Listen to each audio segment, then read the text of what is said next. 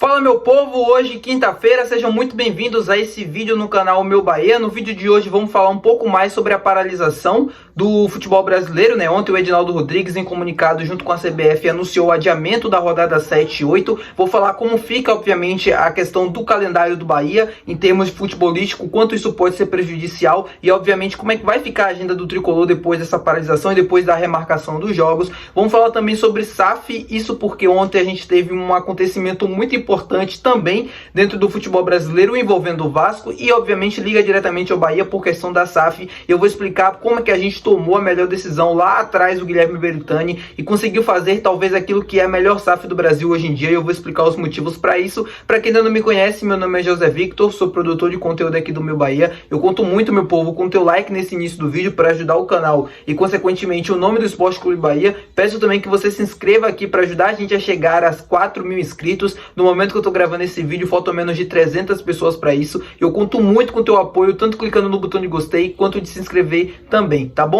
Vamos começar o vídeo pra gente não perder tempo falando sobre a paralisação, né? O adiamento do Campeonato Brasileiro das rodadas 7 e 8. O Tricolor ia encarar o Atlético Mineiro neste domingo, lá em Belo Horizonte, na Arena MRV, mas com adiamento da rodada. O próximo jogo do Tricolor agora passa a ser a terceira fase, o jogo da volta da Copa do Brasil contra o Criciúma, lá no Heriberto Rios, no dia 23 de maio. Logo depois também tem a semifinal da Copa do Nordeste contra o CRB no dia 26, dentro da Arena Fonte Nova, isso se o jogo não sofrer nenhuma modificação. A CBF ainda estuda como é que vai fazer esse adiamento, é mais ou menos um período até para que a entidade consiga se organizar, até para ver como vai ficar a questão de calendário. A gente pode ver mudanças de jogos, tanto de Copa do Nordeste quanto de Copa do Brasil. Eu até acreditava que o jogo da Copa do Brasil, por exemplo, podia ser alterado, ou podia ser remarcado para uma data antes, né, para dar tempo, para não ficar esse espaço tão grande sem jogos, mas pelo que parece, tudo vai seguir como estava planejado. A CBF, no momento que eu gravei o vídeo ontem, eu postei aqui no canal, logo depois a CBF emitiu o comunicado, aí deixei para fazer o vídeo hoje com mais calma e até com mais estudos sobre esse assunto.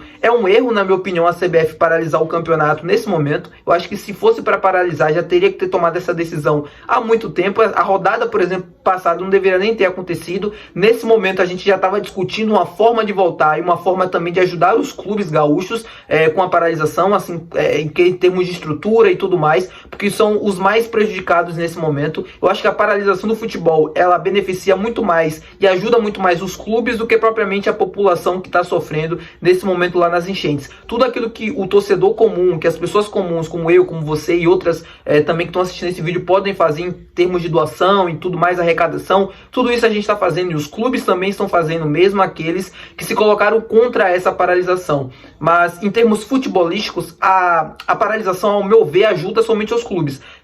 Com questão, por exemplo, o Internacional não tem campo para jogar e nem tem CT para treinar. A mesma coisa, o Grêmio não tem estádio nem CT também. O Internacional perdeu os uniformes de jogo nas enchentes.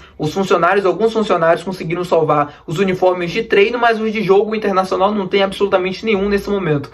E no final do mês vai jogar pelas competições sul-americanas, né? O Grêmio pela Libertadores e o Inter pela Sul-Americana. Então é uma situação complicada para os clubes, em termos também de estruturação, e acho que a CBF nesse momento já deveria estar discutindo uma forma de voltar ao campeonato, ou uma forma da gente estar tentando ajudar esses clubes no momento. Não deixar a decisão para os clubes, como aconteceu, e nesse momento a gente não tem plano nenhum sobre volta. É um amadorismo muito grande, ao meu ver, né? Enfim, protagonizada pelo Edinaldo Rodrigues, obviamente tem seus comandados. O calendário da CBF, na minha opinião, ela já é uma vergonha. É difícil a gente entender como é que funciona isso. Há pouquíssimo tempo os jogos são remarcados, ou as datas são colocadas muito próximas e justas uma da outra. A gente teve adiamento de rodada de Campeonato Brasileiro por causa de jogo da Copa do Nordeste, que ao meu ver já deveria ter encerrado há muito tempo, já deveria estar se encerrando nesse momento. A gente vai invadir o segundo semestre basicamente do calendário, com Copa do Nordeste, com campeonato regional ainda para ser disputado. Enfim, eu não vou me estender muito nesse assunto, mas o meu recado e minha opinião também está dada. Se a gente não sofrer modificações até lá, se a rodada 9 do Campeonato Brasileiro não for adiada, o Bahia deve só voltar a campo pelo Campeonato Brasileiro no dia 2 de junho, enfrentando o mesmo Criciúma, também no Heriberto Rios, e agora pelo Campeonato Brasileiro. Isso se a gente não houver mudança, se não houver o adiamento de mais uma rodada, tá bom? Agora vamos falar sobre a SAF, porque como eu falei para vocês, ontem a gente teve um acontecimento muito importante no quesito SAF aqui no Brasil. Ontem a Justiça do Rio de Janeiro tirou do controle, né, da SAF do Vasco Vasco, a 777, que é a investidora americana que controlava o futebol do Vasco desde o ano passado, e por conta dessa decisão, que ainda cabe recurso, a 777 saiu do Vasco, né? Saiu do controle do futebol do Vasco. Esse controle do futebol não volta para a associação, ela continua com o Vasco SAF, mas sem o controle da investidora 777. É mais ou menos o que aconteceria no Bahia, seria o exemplo assim para vocês entenderem. Existe hoje o Bahia Associação, que é comandada pelo Emerson Ferretti, e existe o Esporte Clube Bahia SAF, que tem como CEO o Raul Aguirre. O Esporte Clube Bahia SAF é comandada, é gerida, o futebol do clube é gerido pelo Grupo City. A partir do momento que o Grupo City sai do Esporte Clube Bahia SAF, continua sendo o Esporte Clube Bahia Associação, o Esporte Clube Bahia SAF, mas sem o controle do Grupo City. É mais ou menos isso para vocês entenderem.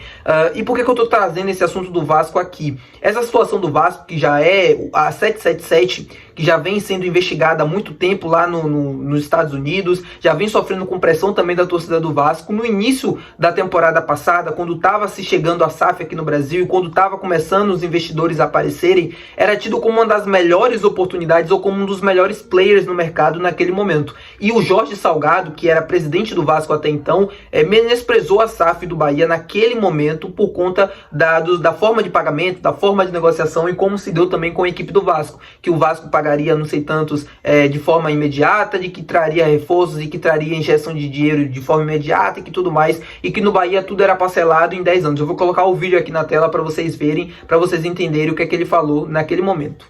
Para ele investir, achou caro, tanto que foi para o Bahia. O Bahia não tem o tamanho do Vasco, tá? E fez uma negociação com o Bahia, que é brincadeira, né? Vai pagar em 10 anos, sei lá quanto, uma galinha morta, né? Vamos dizer assim, né? Sem entrar em detalhes. Que ele não conseguiu com o Vasco. Por quê? Porque a 77 fez uma proposta muito superior. Ninguém colocaria. Bom, tá aí um pedaço do vídeo para vocês verem. O ex-presidente do Vasco basicamente menosprezando o Bahia, chamando o Bahia de galinha morta, a SAF do Bahia também, por conta da forma e do modelo de negociação que ele acreditava ser precário e que ele não acreditava ser do tamanho do Vasco. Talvez mais de um ano depois, a gente está vendo o resultado de tudo isso. O Vasco, nesse momento, se debatendo com a situação institucional, e tanto dentro do campo quanto institucional também, vive uma crise nos dois âmbitos. Dentro do campo, é uma equipe que não consegue corresponder, briga para não cair praticamente quase todo ano, desde que conseguiu subir da segunda divisão. No começo dessa temporada, viveu uma crise no Campeonato Carioca, não conseguindo chegar à final, e nesse momento no Campeonato Brasileiro dá indícios ou dá indicativos de que vai brigar pelo rebaixamento também. As contratações não vingam, os trabalhos também não vingam, não se existe um norte, não se existe um modelo para ser trabalhado, coisa totalmente diferente da do Bahia. Quando o Grupo City chega no Bahia, talvez aí as pessoas não entenderam, o Grupo City naquele momento e até hoje é o maior player de futebol do mundo, é aquele maior grupo que em multiclubes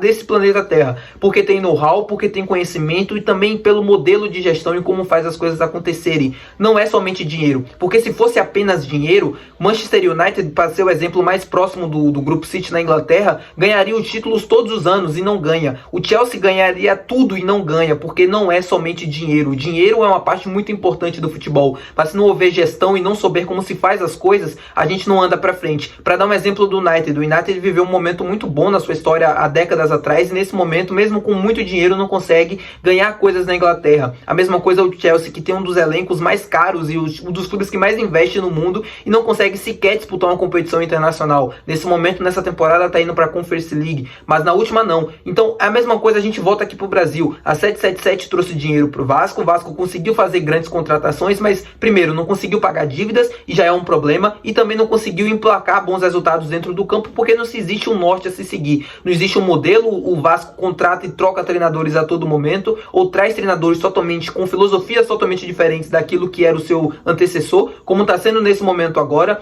O Vasco, dentro do campo, além de não conseguir bons resultados, vive uma crise basicamente com seus atletas. O Medel já era capitão, não conseguiu mais. O Léo Pelé, que já chegou a ser capitão da equipe, hoje é odiado praticamente pela torcida. A mesma coisa o Maicon, contrata jogadores que não fazem muito sentido para o modelo de gestão da equipe, coisa totalmente diferente do Grupo City com o Bahia. O Bahia sabe o que quer fazer e sabe como fazer. A chegada do Renato Paiva, por mais que contestada e que não deu certo, se tinha uma ideia muito clara, era um treinador que gostava de ter a posse da bola e que era ofensivo, tudo aquilo que credenciava as equipes do Grupo City. Tudo bem, não deu certo, trocou, veio o Rogério Ceni, que também com as mesmas características, é um treinador que gosta de ter a posse da bola, que gosta de jogar pra frente e de conseguir bons resultados, né? De ser uma equipe que proporciona o jogo bonito, como é que eles chamam dentro do Grupo City. Além disso, o pagamento das dívidas, algo muito importante. O Bahia, a associação, devia, se eu não me engano, quase 300 milhões ou mais de 400 milhões de reais, algo próximo a isso. O Bahia hoje tem praticamente suas dívidas quitadas. As dívidas trabalhistas do Sport Clube Bahia já estão todas. Obviamente, tudo isso traz resultados e tudo que está sendo feito, todo esse trabalho fora do campo, fora das quatro linhas, explica esse bom momento que a gente está vivendo e esses indicativos e esse sonho por coisas grandes nas próximas temporadas e nessa temporada também, de conseguir disputar uma Libertadores novamente, de conseguir sonhar com o título brasileiro ou com títulos internacionais também na próxima temporada, na próxima temporada e coisas do tipo. Então, todo esse trabalho, obviamente, traz resultados, coisa que não acontece no Vasco, acontece no Botafogo, mas ainda sem o norte, mas com um trabalho ainda melhor do que foi no Cruzeiro e na equipe do Vasco também. Tá bom, meu povo? É isso, espero que vocês tenham gostado do vídeo. Se você gostou, não se esquece de deixar o teu gostei, não se esquece de se inscrever também para ajudar o canal. Muito obrigado por assistir o vídeo até aqui e até a próxima. Valeu!